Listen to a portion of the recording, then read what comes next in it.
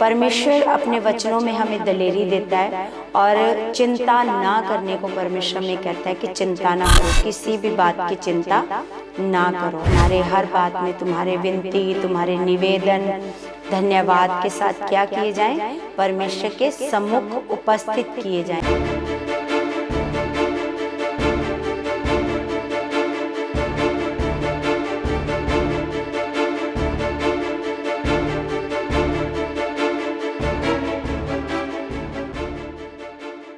Praise the Lord everyone, God bless you all. और कलीसिया, मेरा विश्वास है कि आप सारे बहुत ऐसे ब्लेस हो, परमेश्वर ने आपको बहुत ब्लेस किया है, तो हम परमेश्वर का दिल से धन्यवाद करते हैं। और मेरा ये विश्वास है कि परमेश्वर आपको बहुत सारा बढ़ा चुके हैं आत्मिक जीवन में, प्रार्थना के जीवन में और वफादारी और आज्ञाकारिता के जीवन में। परमेश्वर आपको बहुत सारा बढ़ा चुके हैं यीशु मसीह के नाम से। तो कलीसिया, हम परमेश्वर का वचन प्रतिदिन सीखते हैं, तो हम परमेश्वर का धन्यवाद करते हैं कि परमेश्वर हमें प्रतिदिन की रोटी परमेश्वर में देते हैं। ये आत्मिक रोटी है हमारे लिए। तो सच में हम परमेश्वर के इस उपकार के लिए परमेश्वर का धन्यवाद करते हैं कि हम जितना भी उसका धन्यवाद करें उतना ही कम है कलीसिया। तो जैसे आज हम परमेश्वर के वचनों से सीखने जा रहे हैं कि परमेश्वर अपने वचनों में हमें दलेरी देता है और चिंता ना करने को परमेश्वर में कहता है कि चिंता ना करो, किसी भी बात की चिंता ना करो, है ना। जैसे परमेश्वर ने ऐसे फिलिपियों में ऐसे परमेश्वर ने बताया कि किसी भी बात की चिंता ना करो, है ना। तुम्हारे हर बात में तुम्हारे विनती, तुम्हारे निवेदन धन्यवाद के साथ क्या किए जाएं? परमेश्वर के सम्मुख उपस्थित किए जाएं, है ना। क्योंकि जो व्यक्ति परमेश्वर पर विश्वास करता है वो कभी भी चिंता नहीं करता, और जो चिंता करता है फिर इसका मतलब वो विश्वास नहीं करता, है ना। तो सच में परमेश्वर हमें दलेरी देता है, हर बात में परमेश्वर में सिखाता है। परमेश्वर कहता है, परमेश्वर का वचन जैसे हम पढ़ते हैं पतरस की किताब में, तो वहाँ लिखा है, पतरस कहता है कि अपनी सारी चिंता उसी पर ऐसे डाल दो क्योंकि उसको तुम्हारा ध्यान है। क्योंकि सच में कलीसिया, परमेश्वर हमसे बहुत प्रेम करते हैं, बहुत ऐसे, और परमेश्वर हमसे भी पहले परमेश्वर चाहते हैं कि हमारा जीवन क्या हो? अच्छा हो। क्योंकि परमेश्वर ने हमारे अच्छे जीवन के लिए अपने इकलौते बेटे को क्या किया? कुर्बान किया। तो सच में कलीसिया, हम परमेश्वर के वचनों से सीखते हैं। तो परमेश्वर का वचन कहता है, मत्ती 6 अध्याय 6 का 24 में पढ़ते हैं, तो लिखा है, कोई मनुष्य 2 स्वामियों की सेवा नहीं कर सकता। कोई भी मनुष्य है वो 2 स्वामियों की सेवा नहीं कर सकता। लिखा, क्योंकि एक से बैर और दूसरे से प्रेम रखेगा, है ना। कि परमेश्वर का वचन कहता है कि कोई भी व्यक्ति 2 स्वामियों की सेवा नहीं कर सकता। क्योंकि अगर उसकी दृष्टि में धन उसका स्वामी है और अगर फिर वो कहे कि नहीं परमेश्वर भी मेरा स्वामी है, तो ऐसा नहीं हो सकता, है ना। तो परमेश्वर कहता है कि कोई भी 2 स्वामियों की सेवा नहीं कर सकता। वो एक से अगर प्रेम करेगा तो दूसरे से क्या करेगा? बैर, है ना। तो आगे लिखा, या एक से मिला रहेगा और दूसरे को तुच्छ जानेगा। लिखा, तुम परमेश्वर और धन दोनों की सेवा नहीं कर सकते, है ना। तो परमेश्वर का वचन कहता है कि तुम परमेश्वर की और धन की दोनों की सेवा ऐसे नहीं कर सकते। लिखा है, इसलिए मैं तुमसे कहता हूँ कि अपने प्राण के लिए ये चिंता ना करना कि हम क्या खाएंगे, क्या पिएंगे, और ना अपने शरीर के लिए कि क्या पहनेंगे, है ना। परमेश्वर का वचन कहता है, इसीलिए तुम क्या करना, अगर हम परमेश्वर पर भरोसा करते हैं तो परमेश्वर कहता है कि तुम इस बात की चिंता बिल्कुल मत करना कि क्या खाएंगे, क्या पिएंगे और क्या अपने शरीर के लिए क्या पहनेंगे। लिखा, क्या प्राण भोजन से और शरीर वस्त्र से बढ़कर नहीं, है ना। परमेश्वर की नज़र में क्या ज़्यादा कीमती है, भोजन या प्राण, है ना। और परमेश्वर कहता है, परमेश्वर की नज़र में क्या ज़्यादा कीमती है कि आपका शरीर या फिर वस्त्र, है ना।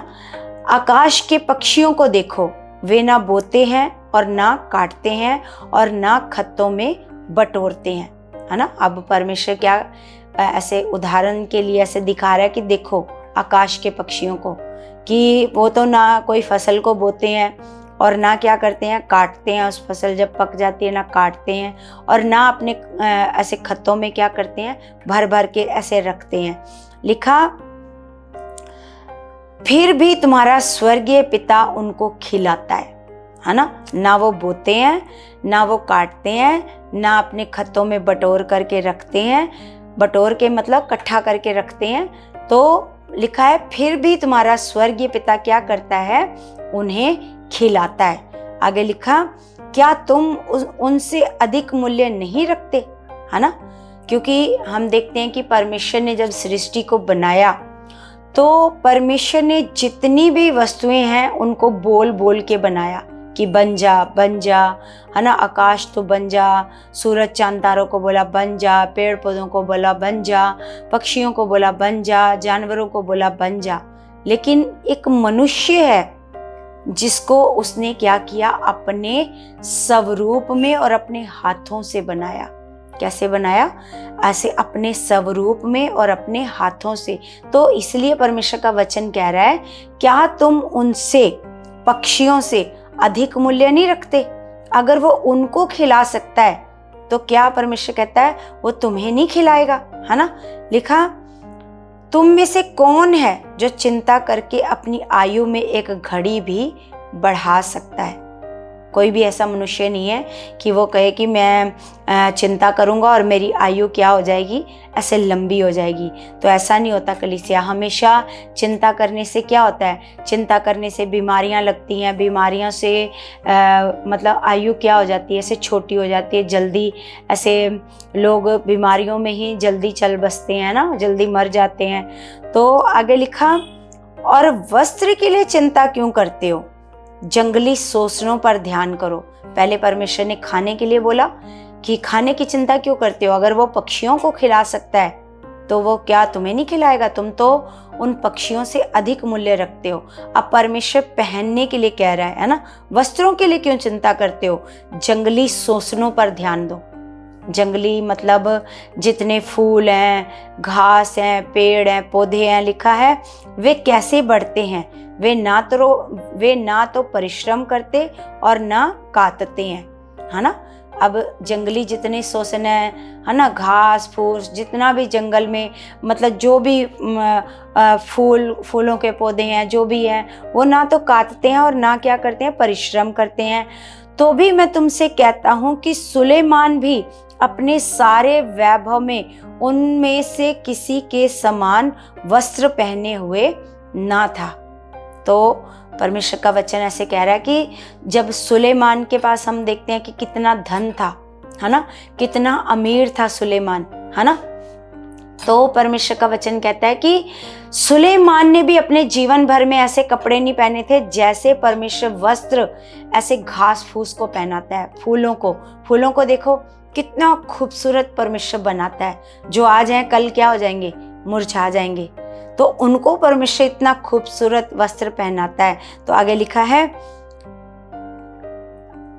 हाँ, सुलेमान भी अपने सारे वैभव में उनमें से किसी के समान वस्त्र पहने हुए ना था। इसलिए जब परमेश्वर मैदान की घास को, जो आज है और कल भाड़ में झोंकी जाएगी, ऐसा वस्त्र पहनाता है, तो हे अल्पविश्वासियों, तुमको वह उनसे बढ़कर क्यों ना पहनाएगा, है ना। तो परमेश्वर का वचन ऐसे सिखा रहा है कि अगर वो घास को इतना खूबसूरत ऐसे वस्त्र पहना सकता है, इतना खूबसूरत बना सकता है, जो आज है कल सूख जाएगा और फिर परसों ऐसे आग में जला दिया जाएगा, अगर उसको वो इतना खूबसूरत वस्त्र पहना सकता है, तो तुम क्या, हे अल्पविश्वासियों, तो तुमको उनसे बढ़कर क्यों ना पहनाएगा, है ना। और आगे लिखा है, इसलिए तुम चिंता करके ये ना कहना कि हम क्या खाएंगे, क्या पिएंगे, क्या पहनेंगे, है ना। इसलिए फिर से परमेश्वर का वचन कहता है कि तुम इस बात की चिंता बिल्कुल मत करना कि क्या खाएंगे, क्या पिएंगे और क्या पहनेंगे। लिखा, क्योंकि अन्य जातीय इन सब वस्तुओं की खोज में रहते हैं। जो अन्य जाति लोग हैं, जो परमेश्वर को नहीं जानते, जो परमेश्वर पर भरोसा करना नहीं जानते, जिनको परमेश्वर के बारे में कुछ नहीं पता, वो अन्य जाति लोग क्या करते हैं, इन सारी चीज़ों की क्या करते हैं, चिंता करते हैं। आगे लिखा, पर तुम्हारा स्वर्गीय पिता जानता है कि तुम्हें इन सब वस्तुओं की आवश्यकता है। क्योंकि हमारा परमेश्वर हमसे क्या करता है, प्रेम करता है। कलीसिया, जब हम पाप में पड़े हुए थे, हमें कुछ पता ही नहीं था कि हम पाप में पड़े हैं, और अगर हम इसी तरह पाप में पड़े रहेंगे तो हमारा क्या हाल होएगा, है ना। तो सच में उस समय परमेश्वर ने क्या किया, उस समय परमेश्वर ने अपने इकलौते बेटे को हम सब के लिए क्या किया, कुर्बान किया। क्योंकि परमेश्वर हमारी भलाई को जानता है, परमेश्वर हमारा ख्याल रखता है, परमेश्वर हमारी चिंता करता है ना। हमें भी उतना नहीं पता कि हमारे लिए क्या अच्छा है, लेकिन हमारी चिंता कौन करता है, हमारा परमेश्वर, कि हमारे लिए क्या अच्छा है, हमारे लिए क्या बुरा है, कौन सी वस्तु कौन से समय पर हमारे लिए सही रहेगी, कौन सी चीज़, कौन सा मतलब कोई भी ज़रूरत की चीज़ है वो कौन से समय पर हमारे लिए बिल्कुल सही रहेगी, ये कौन जानता है, ये मनुष्य नहीं जानता, है ना। ये कौन जानता है, हमारा परमेश्वर जानता है। वो हमारी चिंता करता है, वो कुछ भी हमारे जीवन में ऐसा नहीं होने देना चाहता जिससे हमें क्या हो, नुकसान हो। जैसे जिस प्रकार जैसे एक मतलब औरत ऐसे सब्जी काट रही होती है, उसके हाथ में चाकू होता है, तो उसका बच्चा भी चाकू को देखकर लालसा करता है कि मेरे हाथ में भी हो और मैं भी इसी तरह अपनी माँ की तरह क्या करूँ, सब्जियों को काटूँ, है ना। तो वो बहुत ऐसे कोशिश करता है ये चाकू मेरे हाथ में हो, वो ऐसे छीनता भी है अपनी माँ के हाथ से, है ना। लेकिन माँ उसको वो चाकू नहीं देती, चाहे वो कितना भी रोता रहे, चाहे वो कितनी भी उस चीज़ की क्या करे, लालसा करे, लेकिन वो उसको नहीं देती। उसको पता है कि ये जो चीज़ अगर मैं ये मांग रहा है, ये मेरे से बार बार जिद कर रहा है, तो अगर मैंने इसको दे दी तो ये चीज़ इसके लिए क्या है, नुकसान है ना। तो इसी प्रकार हमारा परमेश्वर भी जानता है कि कौन सी चीज़ हमारे लिए क्या है, नुकसानदायक। क्योंकि हम भी उस छोटे बच्चे की तरह क्या करते रहते हैं, बस परमेश्वर से ऐसे जिद करते रहते हैं, है ना। हमें ये चाहिए परमेश्वर, ये चाहिए परमेश्वर, ऐसा कर दो परमेश्वर, ऐसा, उस छोटे बच्चे की तरह। क्योंकि हम ना समझें, हमें नहीं पता ये वाली चीज़ हमारे नुकसान, अगर हमने इस चीज़ को पकड़ लिया, जैसे उस बच्चे ने मान लो उस चाकू को पकड़ लिया, तो क्या होएगा, है ना, पूरा अपना हाथ कटवाएगा, है ना। उसको फिर बाद में तकलीफ होएगी, उसको बाद में ऐसे दर्द होएगी। लेकिन इस बात को माँ जानती है कि ये अपना हाथ इस चीज़ से क्या करवा लेगा, कटवा लेगा, है ना। तो उसी प्रकार हमारा परमेश्वर भी जानता है। तो इसलिए परमेश्वर कहता है चिंता मत करो, किसी बात की चिंता मत करो, है ना। बल्कि क्या करो, लिखा है क्या खाएंगे, क्या पिएंगे, ये सब चिंता कौन करते हैं, जो परमेश्वर को नहीं जानते, परमेश्वर पर भरोसा नहीं करते। लेकिन हमारा स्वर्गीय पिता जानता है कि हमें कौन कौन सी चीज़ों की क्या है, ज़रूरत है। आगे लिखा है, इसलिए पहले तुम परमेश्वर के राज्य और उसके धर्म की खोज करो, तो ये सब वस्तुएं भी तुम्हें मिल जाएंगी, है ना। तो हम देखते हैं कि परमेश्वर का वचन यहाँ पर जहाँ पर लिखा है कि परमेश्वर के राज्य की हम खोज कैसे करेंगे, और आगे लिखा है धर्म की खोज। तो धर्म क्या होता है ना। ये हिंदू मुस्लिम सिख ईसाई वाला धर्म नहीं है कलीसिया। जिस प्रकार हम देखते हैं कि लोग कहते हैं जब कोई अच्छे काम करता है तो लोग बोलते हैं ये धर्म के काम कर रहा है। धर्म के काम मतलब भलाई के काम कर रहा है ना। तो इसी प्रकार कलीसिया ये उस धर्म की बात हो रही है कि तुम क्या करो, परमेश्वर के राज्य की और उसकी धार्मिकता की क्या करो, ऐसे खोज करो। तो जिसकी तुम चिंता कर रहे हो वो क्या हो जाएंगी, वो सारी वस्तुएं तुम्हें क्या हो जाएंगी, मिल जाएंगी, है ना।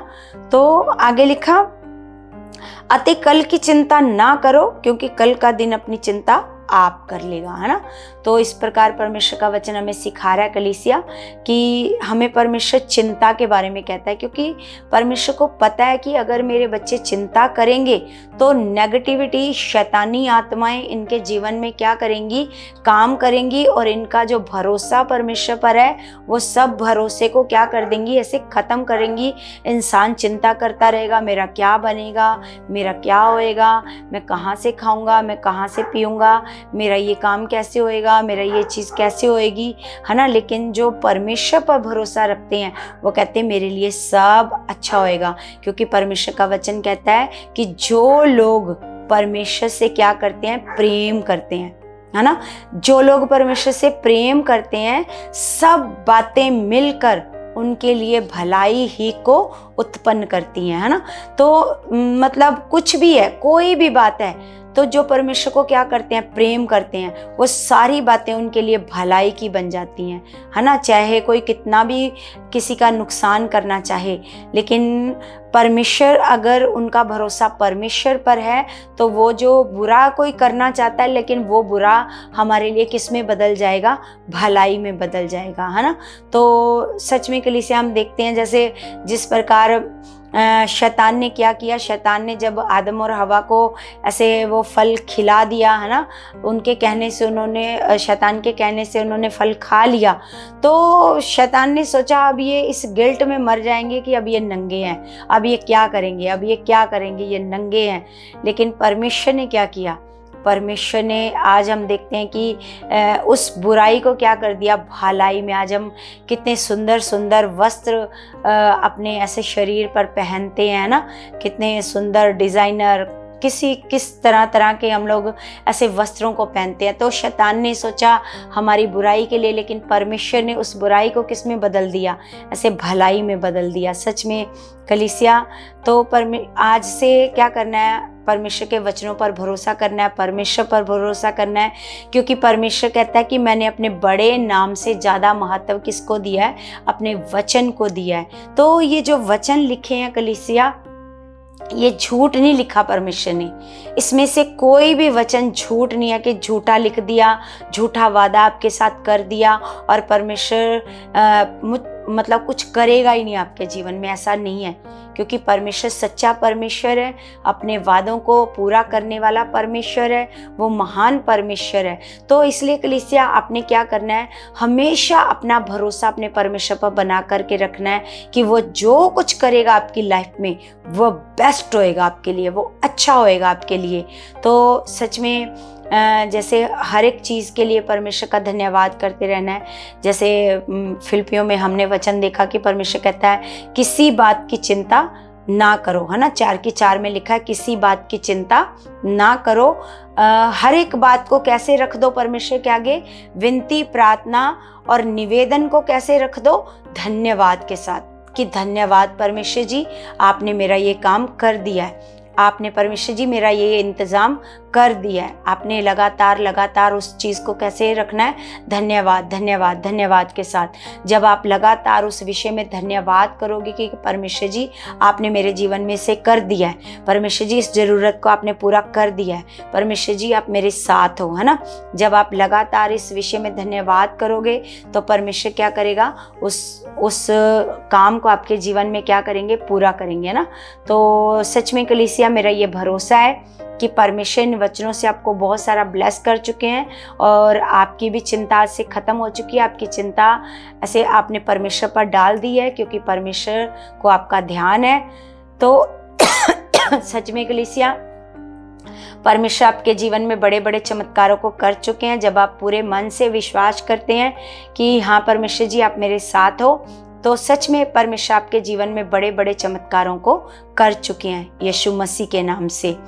और सच में कलीसिया मैं रिक्वेस्ट करती हूँ कि आपने इस चैनल को क्या करना है, इस चैनल को आगे से आगे शेयर करना है, लाइक करना है, सब्सक्राइब करना है और इस चैनल को आगे से आगे लोगों तक पहुँचाना है, ताकि परमेश्वर का हर दिन जो वचन परमेश्वर देता है वो लोगों तक क्या हो ऐसे पहुँचे और लोग इन वचनों से ब्लेस होते जाएं और सीखते जाएं और ज्ञान प्राप्त करते जाएं।